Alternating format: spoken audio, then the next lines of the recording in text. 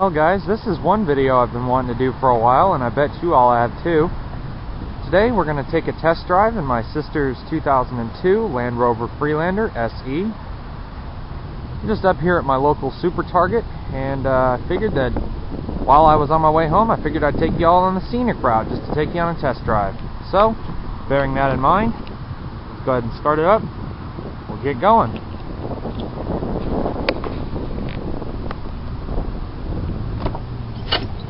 Ooh, squeaky doors. Got the tripod all set up. Got my groceries. Got my soft pretzel. We're ready to roll. Let's get y'all set up.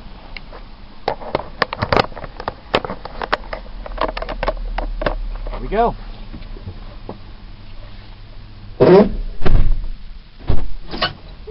Those doors need some WD-40. It's a right mess in here, and well, let's see. The odometer shows 98,163 miles. Cool. Fires right up. Let's go.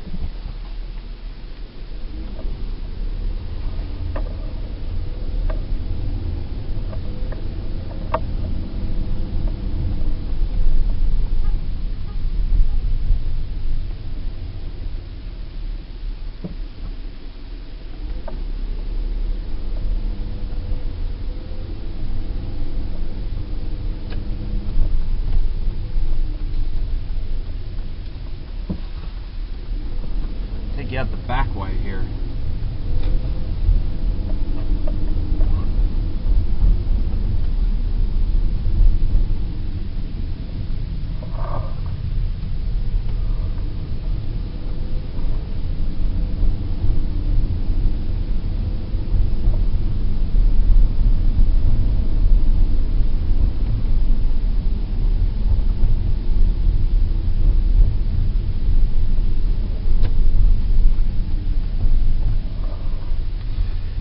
On the radio? Oh man, this is a song I haven't heard in a while.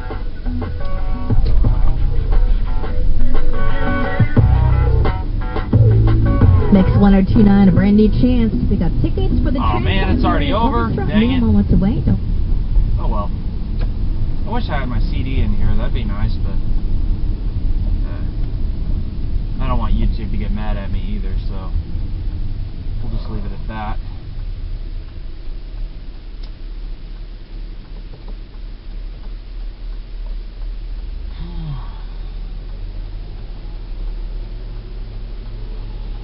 You know, if I really was to be honest with you guys, I actually enjoy my sister's car more than I enjoy my own, which I think is a little odd, but at the same time, you know, mine does have about triple the mileage that this has on it.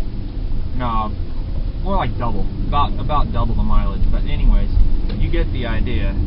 And even so, about the same size engine. This one gets a little less miles per gallon than my sister's does.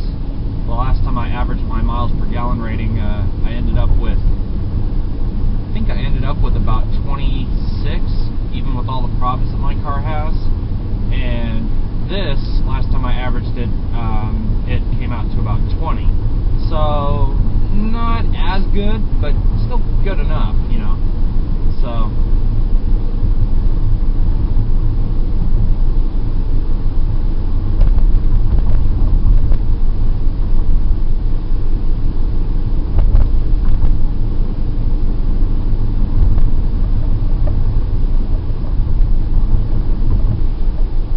YouTube has allowed me to upload videos that are longer than the normal 15 minutes that they have allowed for these past videos and stuff.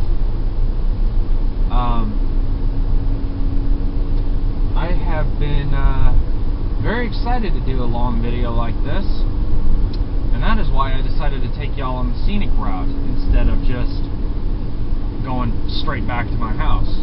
You know, so I can show you how the car performs a little bit.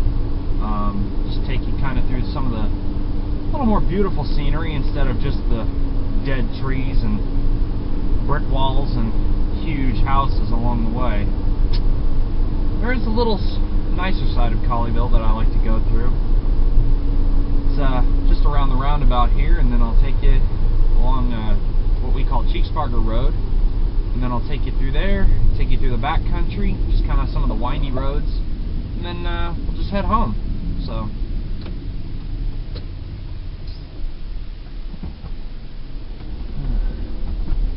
there you go, Toyota for Life 94. There's a Highlander for you.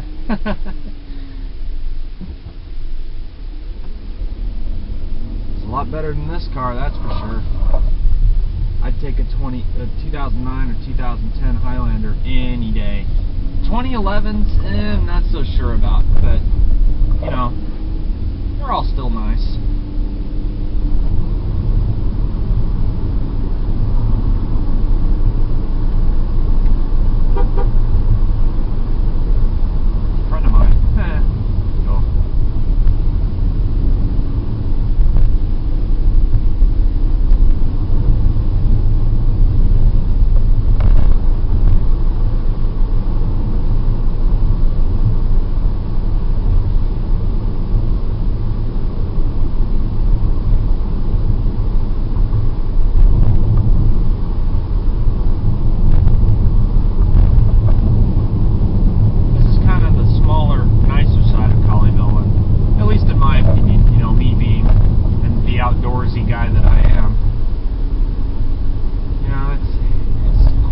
Drive through here every once in a while. You know, you get to see different things and hear different sounds and stuff like that. I mean, don't get me wrong, we're still in the suburban city,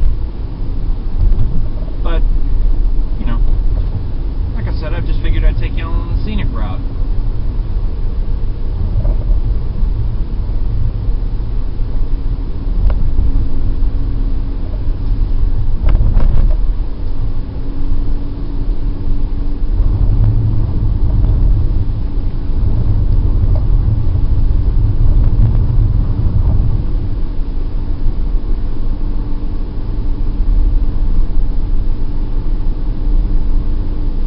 This back road is closed due to construction. Yep. So I'll have to take you around and just go through the other one. I was hoping to take that road, but I just remembered that it was covered by construction. So we'll just take this little side shortcut right here. Like I said, this is Cheeksparger Road for those who live outside of the immediate DFW Metroplex.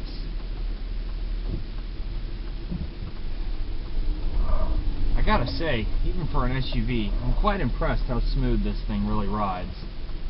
You know, normally, like, you know, my Millennia, for example, my Millennia drives like crap. It's stiff, it feels rough. Ooh, Corvette ZR1, nice. Anyways, sorry about that. I get a little easily distracted by nice cars, but I really do enjoy the fact that, you know, this car rides as smooth as it does. I mean, I would kind of compare the ride to something along the lines of maybe a Lexus or something like that, or even a Range Rover, like the bigger cars that Land Rover makes. And now that they're not Fords anymore, I think, but you know, being that this car was made when Land Rover was owned by Ford, you know, you still kind of feel the cheapness in here a little bit.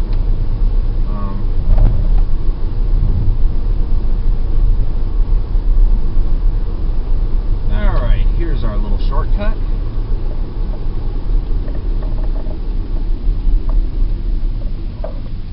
Yeehaw! This is a freshly repaved road right here, so.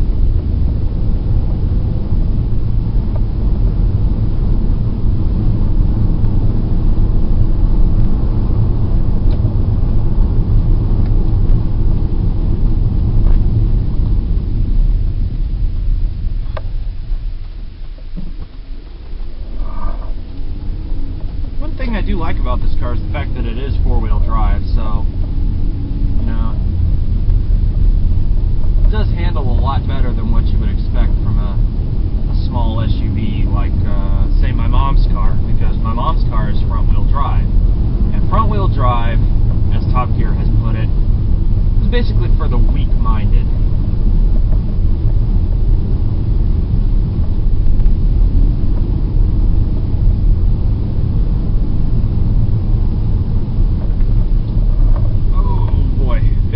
This is where, this is a flood crossing right here. I don't know if you can see in the camera, there's a flood stage meter on the other side. But they just repaved this road because it was so full of potholes. So many people were popping tires and having all sorts of jazz happen to them. It wasn't too nice, actually. Now this spot right here that we're getting ready to drive through in this S-turn coming up here, this is what my friends and I used to call the tunnel, because literally it's like a canvas of trees that just covers the whole road. But now, as you probably can see out of the windshield, it is completely barren.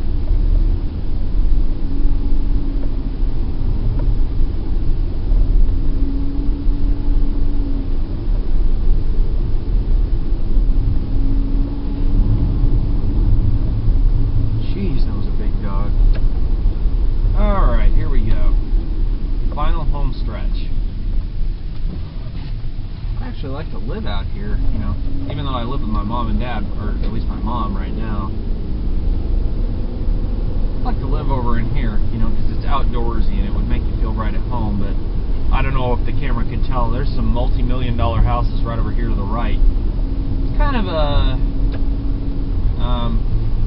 you know, they basically tore out a whole bunch of trees and just, you know, slapped in a bunch of million-dollar houses. Alright, now this is something I gotta try, and Land Rover fans, don't try this with this car. I want to see if I punch it, what'll happen.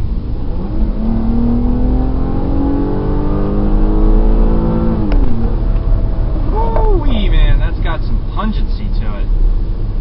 But I don't really want to do that very often because that little temperature gauge right there is just below the halfway mark, and that's exactly where I want it to stay. When we got this car, when my sister bought this car, I told them to check the head gaskets, and apparently about a month before this car, before my sister bought this car, it had had a complete head gasket replacement. Or at least that's what the owner said. And he had a receipt that showed that he had had a complete head gasket kit redone. The kit only cost him like 50 or 60 bucks, but the labor to put this car back together again was insane. And I really don't want to have that happen again to my sister. My sister has put, let's see, she's on this car since the end of September. It's now December 12th, or 11th, 2010. And right now, it just hit 98,168 miles. She bought it with about 94,000 miles on it, so 4 months, 4,000 miles. I'd say that's pretty decent for this year. It does have a tick more mileage than what most people would consider in an O2. You know, an O2 having 70 to 80,000 miles on it maybe. But never, ever 98,000 miles. But you know, almost 100,000 miles on a car like this, and it still runs as good as it does. I ain't complaining, and my sister certainly isn't either. The only problem is her inspection sticker is still out, and thank the Lord I haven't been pulled over by a cop at all when I've been driving this car lately. Unfortunately, it needs a new serpentine belt. We have the part in the back, we just have to get it put on by somebody who knows their cars, and we certainly aren't taking this to the Land Rover dealer, not by a mile. But anyway, home sweet home, we're here. So I hope you guys enjoyed the rather lengthy test drive of the 2002 Land Rover Freelander SE. I'll probably be doing a test drive of my Mazda Millennia if I fix it. If I don't, I'll just be doing a test drive of the new car that I get maybe later. I'll definitely be doing a test drive of my mom's car, so don't think that I've forgotten that car again. But for now, I hope you guys enjoyed it. See you later.